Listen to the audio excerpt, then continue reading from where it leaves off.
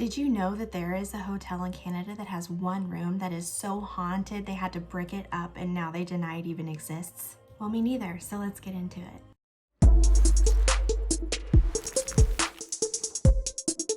Hello everyone, welcome back to my channel. If you are new here, we discuss historically haunted locations. We dive into the history and discuss who or what could be haunting them. If that's something you're interested in, be sure to hit that subscribe button and notification bell because I am here for you every Wednesday.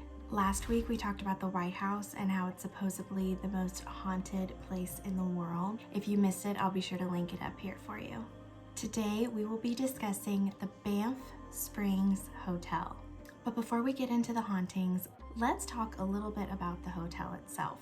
This historic hotel is located in Banff, Alberta, Canada. Its nickname is Castle in the Rockies, simply because it overlooks the valley of Mount Rundle, which is situated in the Rocky mountain range, and it looks like a castle.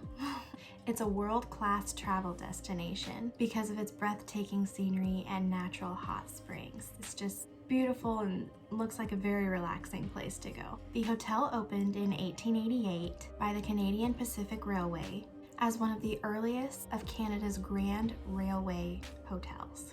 Now, the original hotel was designed by Bruce Price. It was a 5-story wooden building that was able to accommodate 280 guests. Later, there would be a tower building that would be built in 1914. Sadly, the wooden structure would burn down in 1926, and it would end up being redesigned by a man named John W. Orrick.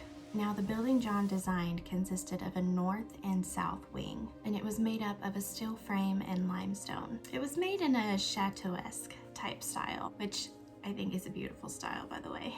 It had steep pitched roofs, pointed dormers, and cornered turrets. This hotel includes 768 guest rooms and suites. There are also tons of activities you can do while you're there. They have downhill and cross-country skiing, dog sledding, snowshoeing, skating, even a 27-hole golf course. They also have hiking, fishing, river rafting, horseback riding, and they have a ton of restaurant options. And there are also spa facilities in the hotel, so very luxurious. I've never been to a spa.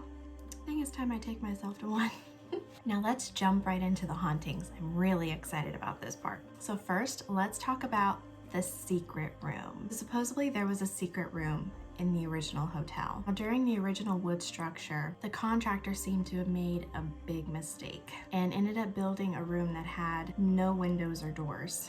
They didn't even tell the owner of the hotel that they made this mistake. They were just gonna go with it. Just imagine being that contractor and realizing having extra space, just be like, oh, just hide it. We won't tell anyone. It would eventually be discovered though when the fire broke out in 1926. Ever since then, there have been ghosts seen either near or around where that secret room was. Now the next story is really interesting to me and to a lot of people. So people are going crazy about a room 873 simply because there is no such room. So let me explain.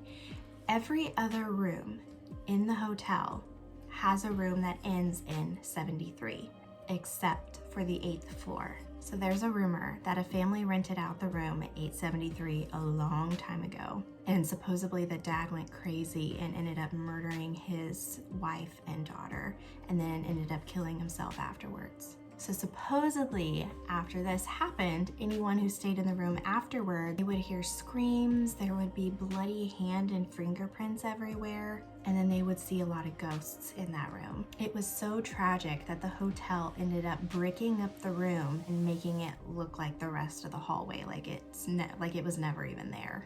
But the hotel will deny this fact. They will say that there was never a room that was numbered 873, and that the story that's being told is simply not real. However, if you go to this hallway, you'll see that there's 871, and then there's a long way, and then there's 875, and on the other side of the hallway there's 872 and then 874.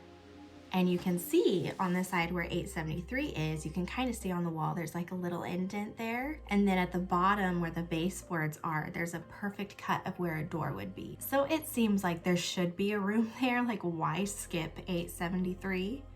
Just doesn't make sense. I did find a less than 2-minute video here on YouTube. It was someone showing, like they went there and they were showing the indent of where it is. Like you could kind of see it from the side, and they'll show you the baseboard and stuff, and I'll link it below if I can find it again for you. They even put a sign on the wall requesting people to stop knocking on the wall because people go around knocking to see if they can hear something behind there. But current guests that stay at the hotel that are in that area say that they can see ghosts outside of where the room should be, and they believe it's the family members that were murdered there. The next ghost that is seen is called the Burning Bride. Now in the 1920s, supposedly there was a bride in her wedding dress and she was walking up the stairs. It's said that there were candles lit on the staircase that ended up catching her dress on fire. This caused her to fall down the stairs and break her neck, which is what killed her. Many guests have reported seeing her dancing in her wedding dress in the ballroom. Others will say they'll see her dancing and her dress will be on fire. Others have seen her on the staircase where she died. Now, staff have also reported hearing strange noises coming from the bridal suite, even though it'll be completely empty. Now the next one is called the Bellman. Now there was a bellman and his name was Sam McCauley, and he worked at the hotel sometime in the 1960s to 70s. No one really knows how he died, but he's known to haunt the hotel. Now, this is bizarre.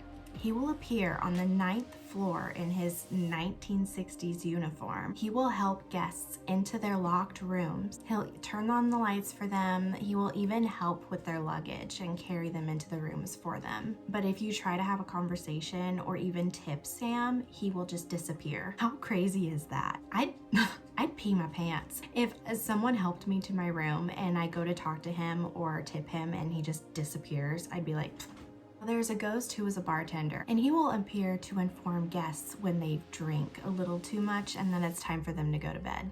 Wouldn't it be great if every hotel had a ghost that did that for them? I mean, just think about it. There's another ghost that people will see, and it's a headless man playing the bagpipes. It'd be kind of awkward, right? Well, everyone, that's it for me today. Please tell me what you thought about this video. I think it'd be fun to go and see where the supposedly 873 room is. I honestly didn't even know this place existed until the other day, but it looks beautiful. It looks like an awesome place to go to, even if you weren't looking for ghosts. But be sure to subscribe if you haven't already, and I will see you guys next Wednesday at 10 a.m. Bye.